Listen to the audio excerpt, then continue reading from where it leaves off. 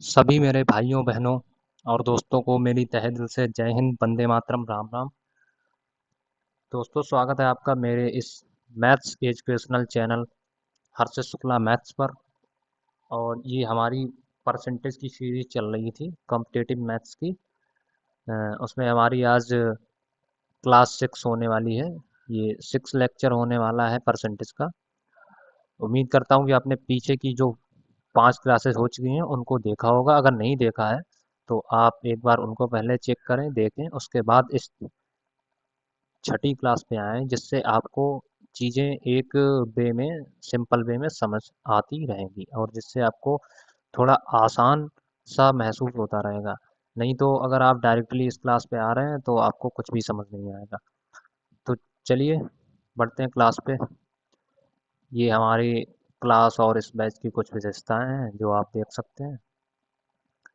ये सभी एग्ज़ाम्स जो होते हैं उनके प्री और मेंस के लिए बेनिफिशियल है। बाकी और जितने भी वनडे कॉम्पिटिटिव एग्ज़ाम्स होते हैं उनके लिए भी बेनिफिशियल है।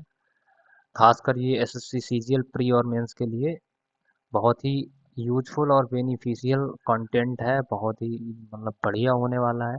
इसमें आपको शॉर्ट मेथड के द्वारा कम टाइम में टाइम मैनेजमेंट का बहुत ही इसमें बढ़िया कॉन्सेप्ट है। आप अगर बैठते हैं एग्ज़ाम में तो आप टाइम की बचत कर सकते हैं। उसके लिए ये क्लासेस बहुत ही बेनिफिशियल होने वाली हैं। तो चलिए शुरू करते हैं।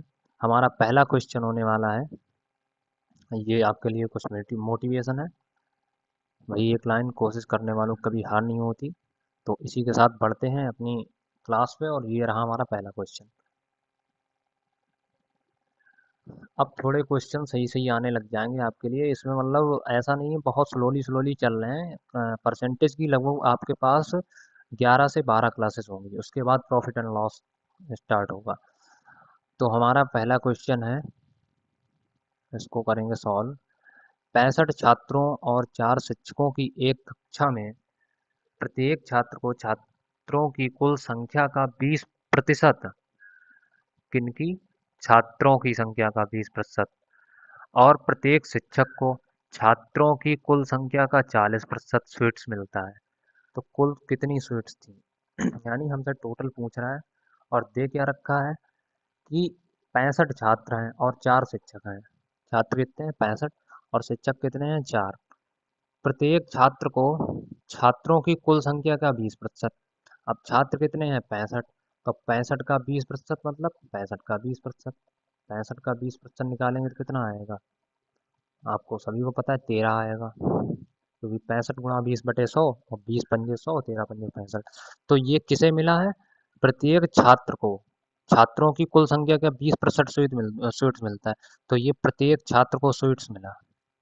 प्रत्येक छात्र को ये मिठाई मिली है इतनी, प्रत्येक छात्र को।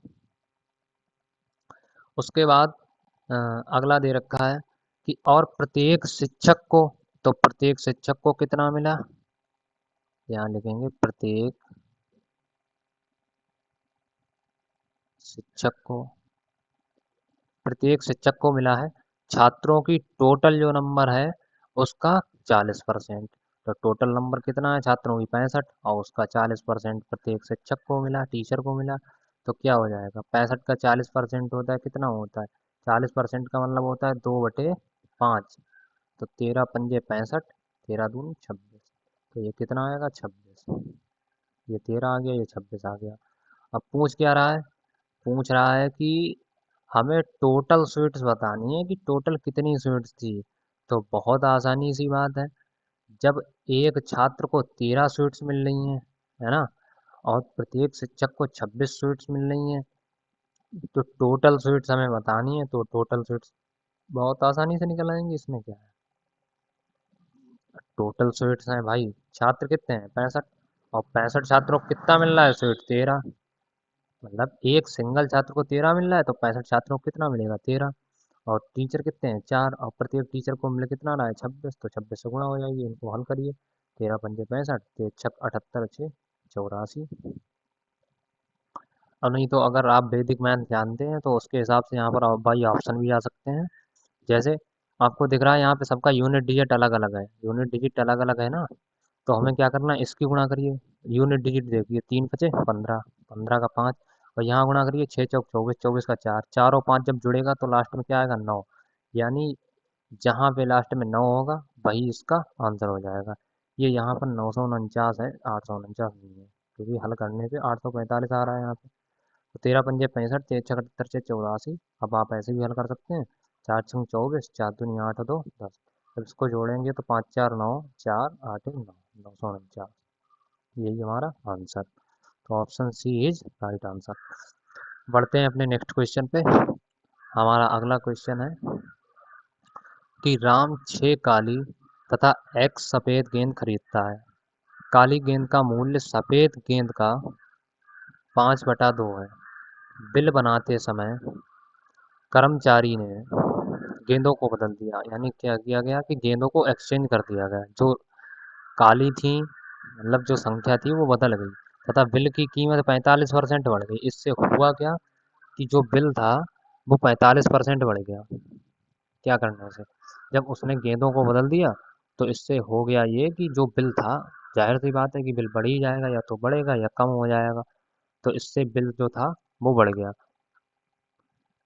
तो हमें बताना क्या है, बदल दिया तथा बिल की कीमत 45% बढ़ गई, एक्स ज्ञात कीजिए। तो ये ज्ञात करने के लिए सबसे पहले हमें क्या करना है, गेंदें कितनी है, राम 6 काली तथा एक्स सफेद गेंद खरीदता है। तो उसने कौन सी 6 तो काली गेंदें खरीदी।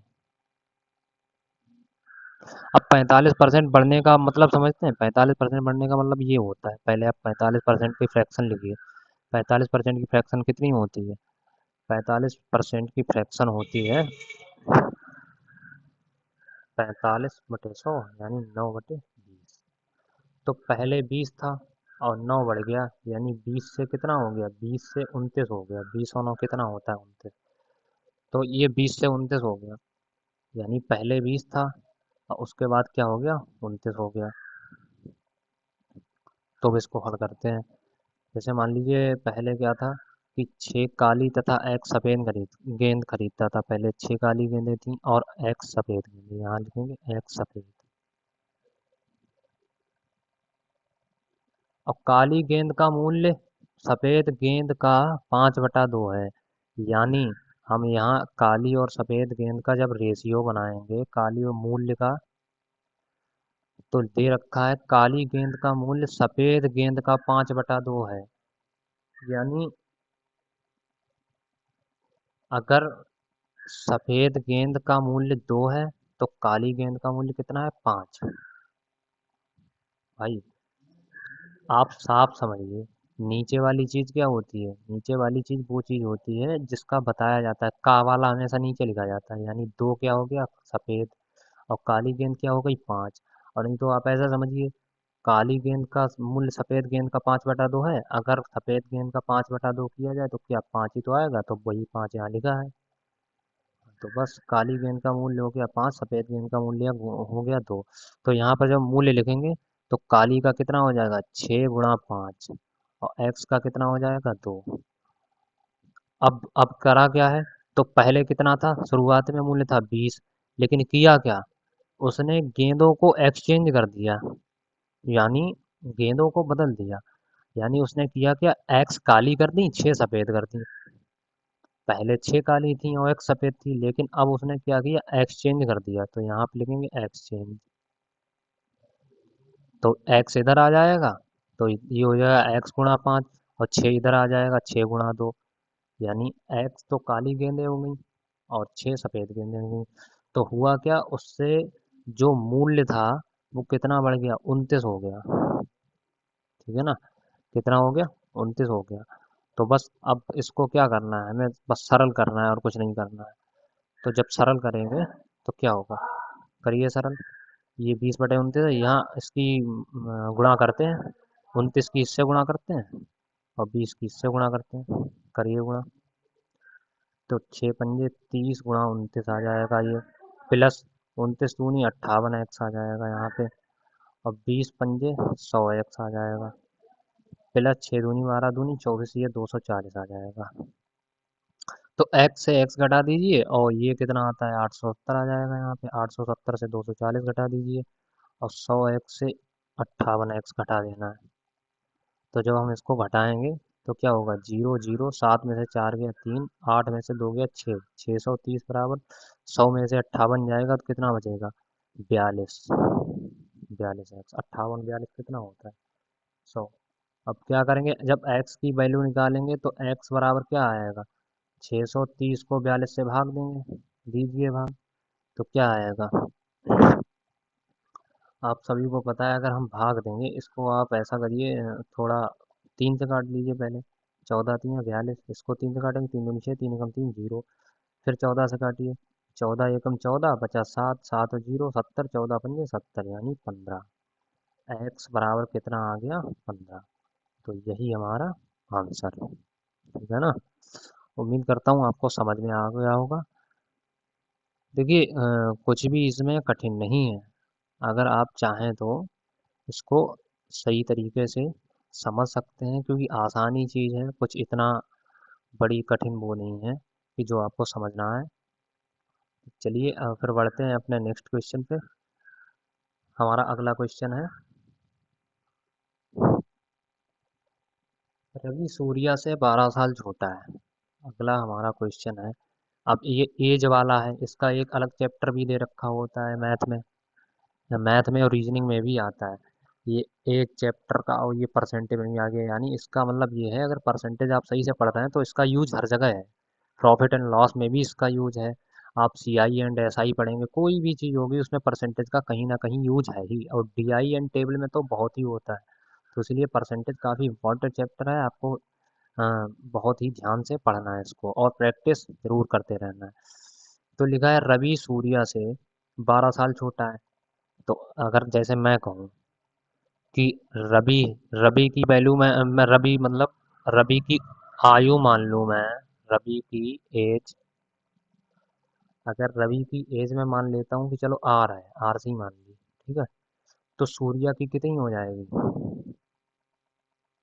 भाई रवि सूर्या से 12 साल छोटा है, इसका मतलब सूर्या 12 साल बड़ा होगा, तो आर प्लस 12 नहीं हो जाएगी, जाहिर सी बात है आर प्लस 12 साल हो जाएगी सूर्या की। अब पूछ क्या रहा है, रवि की आयु उसकी और सूर्या की आयु के योग का 40% है। यानी जो रवि की आयु है, रवि की आयु क्या है आर, उसकी और सूर्या की आयु, उसकी मतलब आर, उसकी आर, और सूर्या की आयु, सूर्या की आयु कितनी है आर प्लस 12। भाई ये तो रवि की हो गई और ये सूर्या की, ये सूर्या की तो ये रवि की हो गई। रवि और सूर्या की आयु का 40% है, तो हम यहाँ पे 40% लिख देंगे। अब क्या करेंगे, इसको सॉल्व करेंगे, बहुत ही आसानी से हो जाएगा। सॉल्व करना है तो अ, रवि किसकी आयु बोली, रवि की आयु उसकी और सूर्या की आयु के योग का 40% है। तो रवि की इतनी हो गई, सूर्या की इतनी हो गई। अब इसका ये यहाँ पर करेंगे सॉल्व। 40% का फ्रैक्शन क्या होती है, 40% की फ्रैक्शन होती है 2/5, ठीक है ना। तो इसके हम यहाँ पर 2/5 लिख लेंगे डायरेक्टली, 40% हटा के क्या लिख लेंगे 2/5। अब क्या होगा, 5 इधर आ जाएगा, तो ये क्या हो जाएगा 5 आर, भाग वाला गुणा पहुंच जाएगा, 2 की इससे गुणा होगी 2 आर प्लस 2 आर, 12 दूनी 24। अब 2 आर 4 आर हो जाएगा, यहाँ 5 आर, 5 आर में से 4 आर जाएगा, आर बचेगा, आर बराबर क्या आ जाएगा 24 साल। यानी रवि की आयु, रवि की आयु तो हमने वो मानी आर, तो रवि की आयु कितनी आ गई 24 साल, ठीक है ना। अब हमसे पूछ क्या रहा है, आज से 9 वर्ष बाद सूर्या की आयु। तो पहले सूर्या की आयु उस टाइम की निकालिए, उस टाइम की रवि की तो आयु है 24 साल, तो सूर्या की आयु कितनी हो जाएगी, सूर्या रवि से 12 साल बड़ा है, तो 24 + 12 कितनी हो जाएगी 36 साल। यानी सूर्या की आयु हो गई 36 साल। अब हम क्या करेंगे, पूछ रहा है 9 वर्ष बाद प्लस 9 वर्ष, तो 9 वर्ष बाद क्या हो जाएगी 36 + 9 बराबर 45 साल। तो हमारा आंसर क्या आ गया, option number D is correct answer. 45। Surya की आयु कितनी आई? 45। चलिए बढ़ते हैं अपने नेक्स्ट क्वेश्चन पे। हमारा अगला क्वेश्चन है कि राम, एक मिनट, ये तो शायद कर चुका हूँ मैं अभी, पीछे ही करा था। ये वाला क्वेश्चन किया, ये वाला, हाँ, ये सेम ही क्वेश्चन है। ये क्वेश्चन जो है ये यहाँ पे रिपीट हो गया है, तो ये मैं करवा चुका हूँ अभी आपको, पीछे यहाँ पे दिख रहा होगा, सॉरी। तो ये प्रीवियस हो चुका है, आप उससे कर सकते हैं। चलिए अब बढ़ते हैं अपने नेक्स्ट क्वेश्चन पे। अगला क्वेश्चन हमारा है कि एक बक्से में 100 नीली, 50 लाल तथा 50 काली है। इंपॉर्टेंट क्वेश्चन है, बहुत आता है, सीजीएल 2023 में भी आया था, सीजीएल 2023 जो अभी का हुआ था, और 2022 में भी आया, ये लगातार ही आता है। तो इम्पॉर्टेंट क्वेश्चन है, आपको इसे आप बहुत ही ध्यान से समझना है। ज़्यादा कठिन नहीं है, सरल ही है, लेकिन फिर भी आपको अच्छे से समझना है। तो क्या है, एक बक्से में 100 नीली, कितनी नीली कितनी है? 100। और तो यहाँ पे पहले लिख लें, नीली गेंदें, तो यहाँ लिखेंगे नीली, और लाल और काली, तीन टाइप की गेंदें हैं। एक बक्से में तीन टाइप की गेंदें हैं, जिनमें से नीली कौन कितनी है? 100, लाल कितनी है? 50, और काली कितनी है? 50। अब होता क्या है कि 25% नीली गेंदें तथा 50% लाल गेंदें निकाल ली गई। तो 25% तो नीली गेंदें निकाल ली गई, तो हमें क्या करना है, इसका 25% निकाल देना है। तो यहाँ पर -25% निकालना है। 100 का 25% क्या होता है? 25। अब जब हमने 25 निकाल दी, तो बची कितनी? यहाँ पे लिखेंगे शेष। 100 में से जब 25 निकल जाएंगी तो 75 ही तो बचेंगी। जाहिर सी बात है, 100 में से जब 25% आप निकाल देंगे तो 75 गेंदें बचेंगी। 100 का 25% 25 ही होता है। अब उसके बाद लिखा है 50% लाल गेंदें निकाल ली गई, तो 50 का 50% क्या होगा? देखिए 50% का मैं आपको बहुत सरल से बता दूं, 50% का मतलब 1/2 होता है। 1/2 का मतलब होता है आधा, और वैसे भी 50%, 50-50 आधा ही तो होता है। तो 50 का 50% कितना हो जाएगा? 25। यानी 25 गेंदें लाल निकाल ली, तो शेष कितनी बची? 25। अब उसके बाद क्या है, पूछ रहा है तो वर्तमान में कितनी प्रतिशत काली गेंदें हैं? काली गेंदें तो निकाली नहीं गई हैं। पूछ रहा है कि वर्तमान में प्रेजेंट टाइम में कितनी प्रतिशत काली गेंदें हैं, ठीक है ना। तो आपको क्या करना है, पहले टोटल गेंदें जितनी बची हैं शेष वो लिखनी है। तो 75 और 25 कितनी हो गई? 75 25 तो हो गई 100। और उसके बाद 50 गेंदें तो अभी और हैं, कौन सी? काली गेंदें। काली गेंदें तो 50 की 50 ही नहीं, यानी टोटल अभी कितनी है? टोटल प्रेजेंट, टोटल प्रेजेंट है 75 25 100, और 50 150 गेंदें। 150 गेंदें बॉक्स में अभी मौजूद हैं। अब पूछ रहा है कितनी प्रतिशत काली गेंदें हैं, तो काली गेंदें हैं कितनी? 50। तो बस 50 का प्रतिशत निकाल देना है। काली गेंदें ऊपर लिखिए 50, और टोटल कितनी है? 150 इंटू 100%। बस क्या करना है, 50 एकम 50, 50 तिया 150। 1/3 क्या होता है? 1/3 का परसेंट होता है 33, सही, 1/3%। तो हमारा option C is correct answer. ज़्यादा बड़ा क्वेश्चन नहीं है, आपको समझाने के लिए टाइम लग रहा है केवल, ये 20 सेकंड के क्वेश्चन है, 15-20 सेकंड या 30 सेकंड, इससे ज़्यादा टाइम नहीं लगना चाहिए। चलिए बढ़ते हैं नेक्स्ट क्वेश्चन पे। हमारा अगला क्वेश्चन है कि एक दर्जन जोड़ी जुराबों का अंकित मूल्य 180 है, और उस पर 20% की छूट दी जाती है। 20% छूट भी चल रही है। तो मूल्य 48 में कितनी जोड़ी जुराबें खरीदी जा सकती हैं? अरे तो बहुत सरल सा है।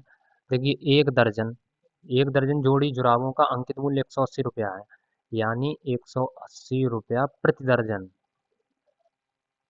जुराब जुराब है।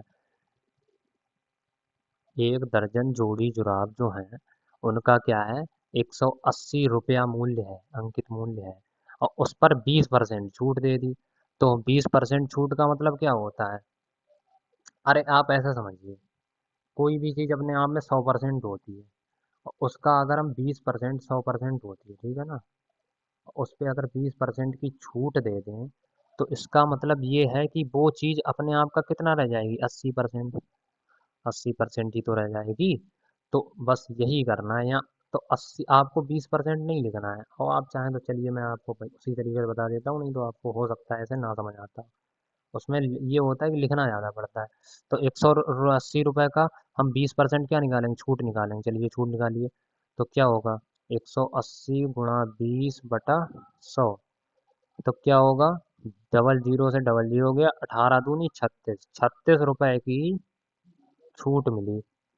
तो छूट निकालिए जरा, 180 यानी, तो उसका मूल्य क्या रह गया, 180 में से जब 36 की छूट मिल गई तो मतलब कितना मूल्य रह गया, 10 में से 6 गया 4, और 17 में से 3 गया 14, यानी 144 रुपया प्रति दर्जन, ये रह गया। अब हमसे पूछ क्या रहा है,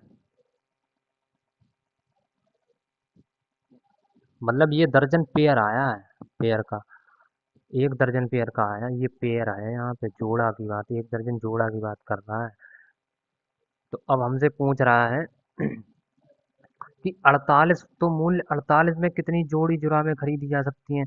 यहाँ 144 रुपया में, भाई 144 रुपया में एक दर्जन पेयर खरीद रहा है, तो एक पेयर कितने में खरीदेगा, एक दर्जन का मतलब होता है 12, तो 144 रुपये में वो 12 जोड़ी खरीद रहा है, तो एक जोड़ी कितने में खरीदेगा, 144 को 12 से भाग देंगे, यानी 12 रुपए में एक पेयर कितने में खरीदेगा, 12 रुपए में।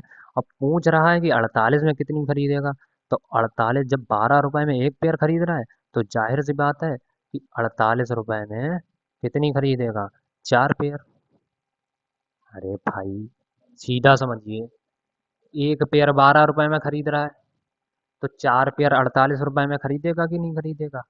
और नहीं तो ऐसे समझिए कि 12 रुपए में एक पेयर खरीद रहा है, तो आप ही बताइए 48 रुपए में कितने पेयर खरीदेगा, 4 पेयर, क्योंकि 48 को 12 से भाग देंगे, 48/12, 12×4 = 48, तो हमारा आंसर कितना आ गया, 4 पेयर। तो option B is correct, correct answer, 4 pair, 4 pair, यानी वो 48 रुपये में कितने पेयर खरीद लेगा, 4 पेयर। चलिए बढ़ते हैं अपने नेक्स्ट क्वेश्चन पे।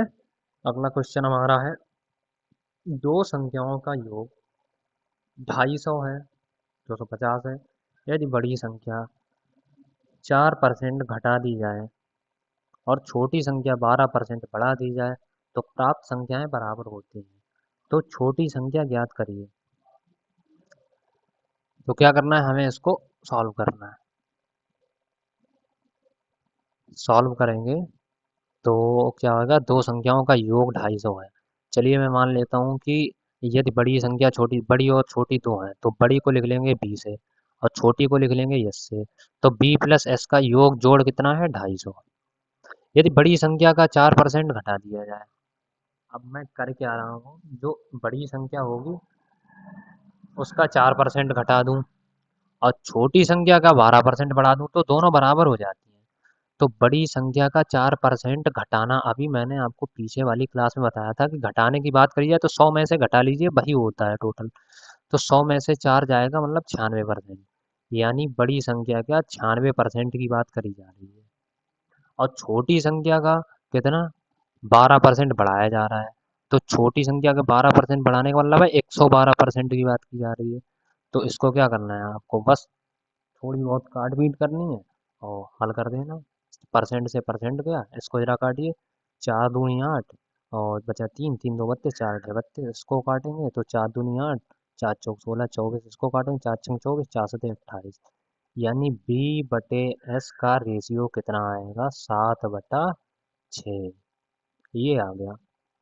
अब ये तो रेशियो में दे रखा है, यूनिट में दे रखा है, तो 7 और 6, जबकि टोटल वैल्यू में योग क्या दे रखा है, तो 7 और 6 ये क्या हो जाएगा, 13 यूनिट। लेकिन 13 यूनिट रियल वैल्यू क्या दे रखी है, 250। तो 13 यूनिट की तो हमें रियल वैल्यू दे रखी है 250। एक मिनट, ये यहाँ पर 250 नहीं, क्योंकि 13 तो 250 से भाग ही नहीं जाएगा, फिर ये आंसर पॉइंट में आएगा। आप यहाँ पर 250 की जगह यहाँ पर कर लीजिए 520, जिससे कट जाएगा। ये यहाँ पे सवाल थोड़ा गलत लिखा हुआ है, ये यहाँ पर आप 520 कर लीजिए। तो जब आप यहाँ पर 520 करेंगे तो 13 यूनिट की वैल्यू कितनी है, 520। अब जब काटेंगे तो 13 एकम 13, 13 चौकू 52, 40, यानी 1 यूनिट की वैल्यू कितनी आ गई, 40। अब हमसे पूछ क्या रहा है, तो छोटी संख्या ज्ञात कीजिए। तो बहुत सरल है, छोटी संख्या क्या है, 6 यूनिट। छोटी संख्या क्या है, 6 यूनिट। भाई स्मॉल 6 यूनिट ही तो है, तो 6 यूनिट की वैल्यू कितनी आएगी, 6 × 40, और 40 छक्का क्या होता है 240। तो हमारा आंसर कितना आ गया 240। अगर बड़ी संख्या पूछता तो बड़ी संख्या है 7 यूनिट, तो 40 की 7 से गुणा करते तो 280 आ जाता। ठीक है ना। तो यही हमारा है आंसर। बढ़ते हैं अपने नेक्स्ट क्वेश्चन पे। अगला क्वेश्चन हमारा है, दो संख्याएं, एक मिनट, ये यहाँ पर आपको सही कर लेना है, मैंने यहाँ पर 250 लिखा है, ये 250 नहीं है, ये यहाँ पर है 520। नहीं तो आप कंफ्यूजन में पड़ जाए, तभी तो 240 और 280 का योग होगा जाके 520। चलिए बढ़ते हैं अपने नेक्स्ट क्वेश्चन पे। अगला क्वेश्चन हमारा था कि दो संख्याएं ए बी इस प्रकार हैं कि ए के 5% तथा बी के 4% के का योग ए के 6% और बी के 8% का योग का 2/3 है। तो ए अनुपात बी का मान याद करना है। देखिए ज़्यादा कठिन नहीं है, सरल ही है। और अगर आपको ऐसा लग रहा है कि कठिन है तो इसमें कोई कठिन वाली बात नहीं, जो कि केवल जोड़ घटाना करना है। जैसा कि मैं आपको दिखा दूं, लिखा है दो संख्याएं ए बी इस प्रकार हैं। कौन कौन सी संख्याएं, ए बी। तो ए के 5%, तो यहाँ पे लिखिए ए के 5% तथा बी के 4% का योग, योग का मतलब जोड़, तो बी का 4% का जोड़ हो गया। तो ये है क्या, ए के 6% और उसके बाद यहाँ पर 6 सही से लिख देता हूँ, बी के 8% के योग यानी जोड़ का 2/3 है। तो 2/3 कर दिए, 2/3 है, बहुत सरल सी बात है। तो बस आपको क्या करना है, 3 ये इधर ले आने हैं गुणा में। जब गुणा करेंगे 3 की, तो क्या हो जाएगा, 3×5 = 15% प्लस 40, ये 40 नहीं 4 लिखा है, ये 4 4 लिखा है, तो 4×3 = 12% भी। और इसकी 2 से गुणा करेंगे तो 2×6 = 12% प्लस 2×8 = 16% भी। अब आपको क्या करना है, ए से ए घटा देना है, बी से बी घटा देना है। तो ए से ए जाएगा, 15 में से 12 गया, क्या आएगा 3% और 16 में से 12 जाएगा, क्या आ जाएगा 4% भी। तो परसेंट से परसेंट कटा, ए बटा बी क्या आ जाएगा, कितनी सीधी सी बात है, ए बटा बी आ जाएगा 4/3। बस यही हमसे पूछा है, रेशियो पूछा है, तो रेशियो क्या आ जाएगा 4:3। यही हमारा आंसर। चलिए बढ़ते हैं अपने नेक्स्ट क्वेश्चन पे। हमारा अगला क्वेश्चन है कि किसी कार्यालय में स्टाफ का 40% महिलाएं हैं। किसी कार्यालय में स्टाफ का 40% महिलाएं हैं, जिनमें से 70% महिला स्टाफ का 50% पुरुष स्टाफ विवाहित है। यानी जो 70% उसमें महिला स्टाफ है, उनका 50% पुरुष स्टाफ विवाहित है। तो कार्यालय में अविवाहित स्टाफ का प्रतिशत क्या है। तो हम जब इसको सॉल्व करेंगे तो कैसे सॉल्व होगा, हम मान लेते, मैंने आपको बताया था कि टोटल आप 100% मानते हैं, टोटल 100 है, तो उसमें से क्या है, 40% तो महिलाएं हैं, महिलाएं होती फीमेल, तो 40 होंगी फीमेल। मेल कितना बचा, जाहिर सी बात है 60 बचेगा। भाई जब 40 फीमेल है तो 60 मेल ही तो बचेगा 100 में से। उसके बाद है क्या, कह रहा है कि 70% महिला स्टाफ का 50% पुरुष स्टाफ विवाहित है। अब आप एक बात बताइए, यहाँ पर दे रखा है कि 70% महिला स्टाफ का, 40 का 70% कितना होता है भाई, महिला है 40, और दे रहा है 70% महिला है, तो 40 का 70% कितना होता है 28, 28 ही तो होता है।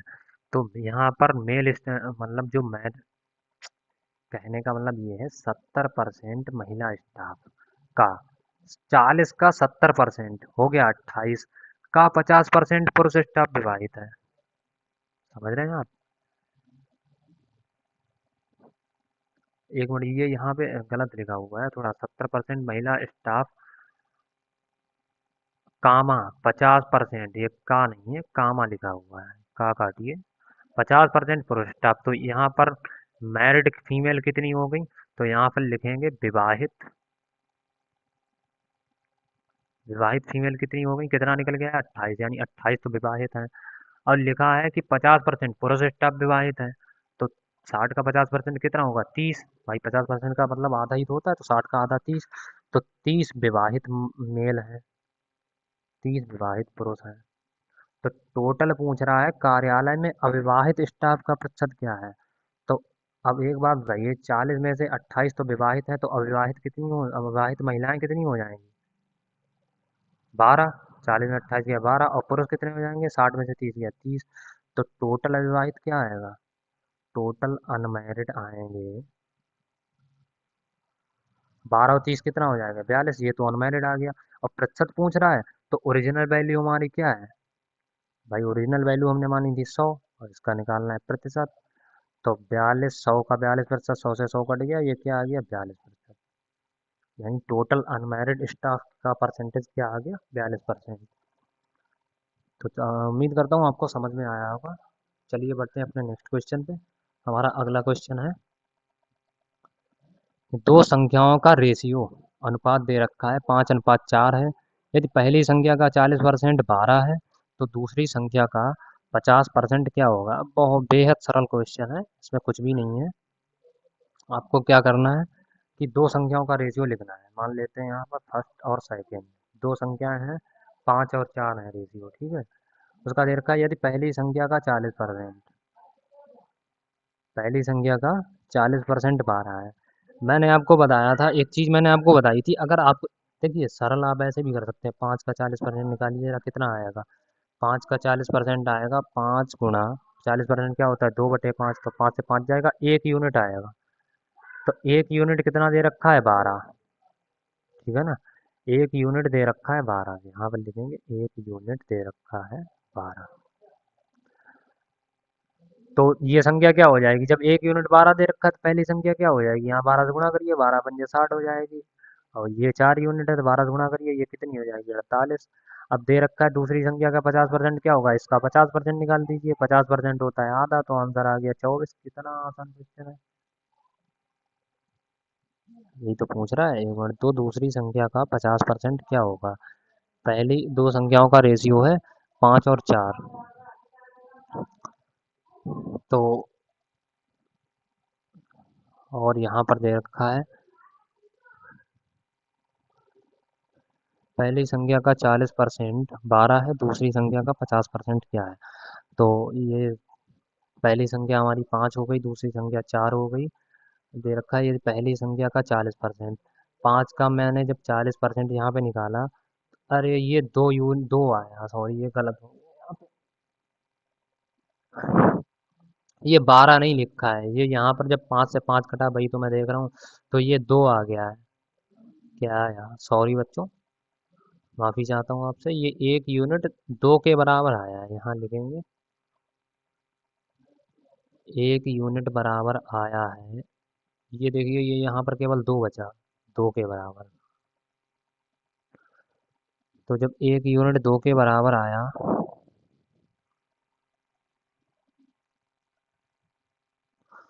तो अब पूछ रहा है कि दूसरी संख्या का 50% क्या होगा। तो मैं क्या करूँगा, दूसरी संख्या का 50% निकाल लूँगा। या पहले आप ऐसा समझिए कि यहाँ पर जब 1 यूनिट बराबर 2 आया है, अरे भाई ये मैं गलत कर रहा हूँ, क्या लिख रहा हूँ, बुद्धि ठीक नहीं है।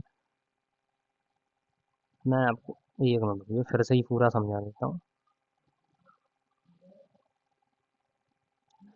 यहाँ पे लिखा है दो संख्याओं का रेशियो, तो पहली और दूसरी का रेशियो है 5:4। आप ऐसे भी लिख सकते हैं। तो पहली संख्या का 40%, 5 का 40% निकालिए, 5 का 40% आएगा 5 × 2/5, यानी 2 यूनिट आएगा। और ये किसके बराबर दे रखा है? 12 के। ये देखिए 40% 12 के बराबर दे रखा है। तो 1 यूनिट कितना आ जाएगा? 6। 1 यूनिट किसके बराबर आएगा? 6। तो अब जब 6 आ गया 1 यूनिट, तो यहाँ पहली संख्या 5 यूनिट दे रखी है, तो 5 की 6 से गुणा होगी, यानी 30। और दूसरी संख्या की 6 से गुणा होगी, यानी 24। दूसरी संख्या आ गई 24, पहली आ गई 30। तो पूछ रहा है दूसरी संख्या का 50%, इसका 50% निकालेंगे, 50% का मतलब होता है आधा, तो 24 का आधा 12। आंसर, यही आंसर। देखिए कितना सरल था, लेकिन वही है, कहीं ना कहीं पे कुछ ना कुछ लिखने में मिस्टेक हो रही थी, तो उस वजह से थोड़ी प्रॉब्लम हो रही थी। तो चलिए अपने बढ़ते नेक्स्ट क्वेश्चन पे। और हमारा अगला क्वेश्चन है कि एक व्यक्ति अपनी आय का 60% खर्च करता है। अब ये देखिए इनकम और एक्सपेंडिचर वाले आ गए, मतलब इसमें आय और व्यय, खर्च दोनों की बात करी जाएगी, और सेविंग की बात करी जाएगी, बचत की। तो ये भी इंपॉर्टेंट क्वेश्चन है, ये भी सीजीएल के प्री में आ चुका है बहुतों बार। तो लिखा है यदि एक व्यक्ति अपनी आय का 60% खर्च करता है, तो हम यहाँ लिखेंगे, देखिए हमेशा इनकम कोई भी लेता है तो वो अपने आप में 100% लेता है। तो हम यहाँ लिखेंगे इनकम, और फिर लिखेंगे खर्च, और यहाँ लिखेंगे बचत। तो इनकम तो होती है 100%, 100% में उसने करा क्या, 60% खर्च कर दिया, 100 का 60% खर्च कर दिया, तो बचाएगा कितना, 40%। अब यदि व्यक्ति की आय 15% बढ़ती है, तो ये 15% बढ़ा दीजिए आप, 15% बढ़ाएंगे तो कितनी आय हो जाएगी, 100 का 15% बढ़ाइए, 15 ही आएगा, 100 में 15 जुड़ेगा तो 115 आएगा। और व्यय 15% बढ़ता है, व्यय क्या है, खर्च भी 15% बढ़ता है, तो 15% बढ़ाइए। तो 60 का जब 15% आप बढ़ाएंगे, 60 का 15 कितना होता है, 15 छक्का 90, और तो कितना आएगा 9, यानी 9 बढ़ेगा, और जी डबल जीरो कट ही जाएगा, तो 9 बढ़ेगा। अब थी 60, बढ़ 9 गई, मतलब कितनी हो गई, 69 हो गई। तो ये जब +9 हुआ तो यहाँ पर कितनी होगी, 69। अब पूछ रहा है कि बचत में प्रतिशत परिवर्तन कीजिए। तो पहले क्या था, पहले 100% इनकम थी, 60 खर्च कर रहा था, अब जिससे 40% बचत हो रही थी। अब 115 इनकम है, 69 खर्च कर रहा है, तो बचत कितनी आ जाएगी, तो बचत कितनी आएगी भाई, 115 में से 69 घटा दीजिए, 15 में से 9 गया 6, और 10 में 6 गया 4, यानी 46 बचत आ जाएगी। अब इसका परसेंट पूछ रहा है, तो परसेंट निकाल लीजिए, परसेंट बचत क्या होगी, बचत को लिखिए ऊपर, नीचे टोटल, टोटल कितना है, मतलब बचत, एक मिनट, ये पूछ रहा है बचत में प्रतिशत परिवर्तन पूछ रहा है, बचत का केवल परसेंट नहीं पूछ रहा है, बचत में प्रतिशत परिवर्तन पूछ रहा है। तो चेंज क्या हुआ, पहले 40 थी, अब 46 हो गई, मतलब 6 बढ़ी, तो बस 6 ऊपर लिखिए, और पहले कितनी थी, 40 इंटू 100। तो यहाँ पर जब हल करेंगे, 20 दूनी 40, 20 पंजे 100, 2 3 6, यानी टोटल चेंज कितना आया, 15%। तो यहाँ लिखेंगे percent change in saving, percent change in saving क्या आया, 15%। चलिए बढ़ते हैं अपने नेक्स्ट क्वेश्चन पे। हमारा अगला क्वेश्चन है, एक व्यक्ति अपनी आय का 75, सेम ही क्वेश्चन है जो अभी मैंने कराया आपको पीछे वाला, उसका सेम ही क्वेश्चन है ये। एक व्यक्ति अपनी आय का 75% खर्च करता है, यदि व्यक्ति की आय 20% बढ़ती है तथा व्यय 10% बढ़ता है, तो बचत में प्रतिशत परिवर्तन ज्ञात कीजिए। सेम आपको वही करना है, यहाँ पे लिखना है आय, यहाँ पर लिखना है व्यय, और यहाँ पर लिखना है बचत। तो आय जो होती है वो व्यय प्लस बचत होती है, हमेशा ध्यान रखिए, खर्च और बचत जोड़ के ही आय बनती है। तो आय मैं मान लेता हूँ 100%, अपनी आय का 75% खर्च कर दिया उसने, यानी 75 खर्च कर दिया, तो बचत कितनी आएगी, बचत आएगी 25, भाई 75 2500। अब होता क्या है, आय 20% बढ़ती है, यानी 120 हो जाएगी, और व्यय 10% बढ़ता है, 10% बढ़ने का मतलब है 75 का जब 10% बढ़ाएंगे, तो 10 दसावन 100, यानी 7.5 बढ़ेगा, 7.5 प्लस होगा। तो 75 का 10% प्लस क्या होगा, 10% प्लस होगा 7.5, 75 में 7.5 जोड़ेंगे तो आएगा 82.5, और ये इसका 20% बढ़ा, मतलब प्लस 20% बढ़ गया, ये तो 120 हो गया।